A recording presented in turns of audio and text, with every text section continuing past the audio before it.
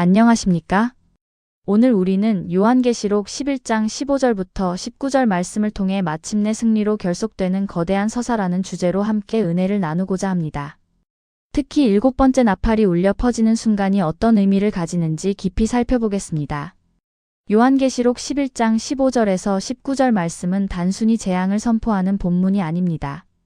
이른바 7번째 나팔 사건은 인류 역사의 모든 방향이 마침내 하나님의 온전한 통치로 귀결되는 그야말로 결정적인 지점을 보여줍니다. 창세기부터 이어져 온 성경 전체의 거대한 서사가 하나님의 우주적 승리로 결론 맺어지는 순간을 극적으로 묘사하고 있는 것이죠. 이 결정적인 순간 하늘에서는 매우 장엄한 선포가 울려 퍼집니다.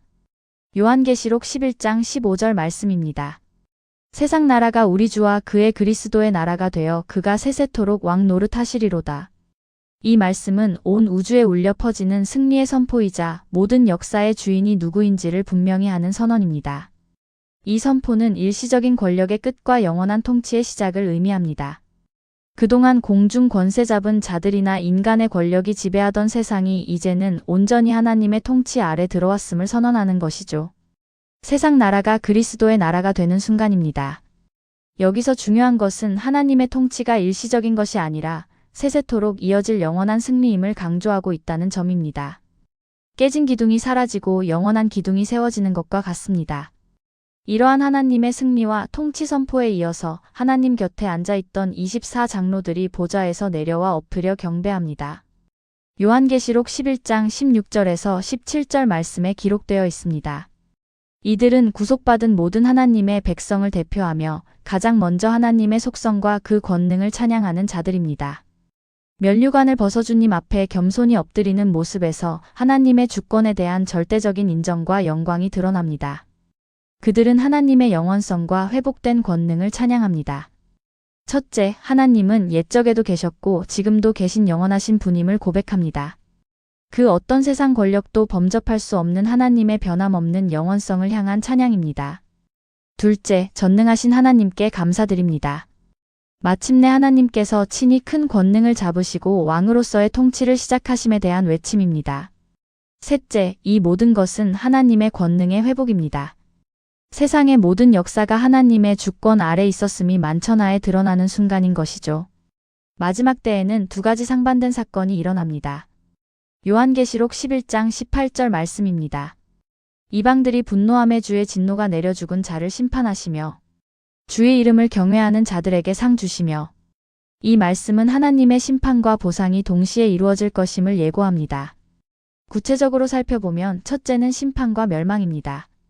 하나님을 대적하며 분노했던 이방인들과 이 땅을 망하게 하던 자들에게는 하나님의 엄중한 진노와 심판이 임할 것입니다. 이 심판은 세상의 불의를 바로잡고 하나님의 공의를 세우는 과정입니다. 반대로 둘째는 상급과 위로입니다. 선지자들, 성도들, 그리고 주의 이름을 경외하는 모든 자들에게는 약속된 영광스러운 상이 주어집니다. 작은 자나 큰 자나 차별 없이 끝까지 믿음을 지키고 인내한 자들에게 주어질 것입니다. 저울이 공의를 측정하고 별이 보상을 상징하듯이 말입니다. 이 모든 일이 끝나고 마침내 하늘에 있는 하나님의 성전이 열립니다. 요한계시록 11장 19절 말씀입니다. 이에 하늘에 있는 하나님의 성전이 열리니 성전 안에 하나님의 언약궤가 보이며 또 번개와 음성들과 우레와 지진과 큰 우박이 있더라. 성전이 열리고 언약궤가 보이는 것은 놀라운 사건이며 하나님의 압도적인 임재를 상징합니다. 성전이 열리고 언약궤가 보인다는 것은 하나님께서 자기 백성과 맺은 약속을 잊지 않으셨고 마침내 그 약속을 성취하셨음을 상징합니다. 언약궤는 하나님의 임재와 언약의 증표이기 때문입니다. 또한 번개, 음성, 우레, 지진, 우박과 같은 자연현상들은 구약 성경에서 시내산 강림 때와 같이 하나님의 직접적인 임재와 그분의 심판의 위엄을 드러내는 장엄한 표현들입니다. 이는 하나님의 절대적인 주권과 권능이 온 우주에 선포되는 순간을 의미합니다. 세상의 모든 소란함 속에서도 결국 역사의 주권은 오직 하나님께 있으며 끝까지 믿음을 지키고 인내한 자들에게는 영원한 상급과 하나님의 온전한 통치가 기다리고 있다는 것입니다. 이 진리를 굳게 붙잡고 믿음으로 나아가는 저와 여러분이 되시기를 간절히 바랍니다.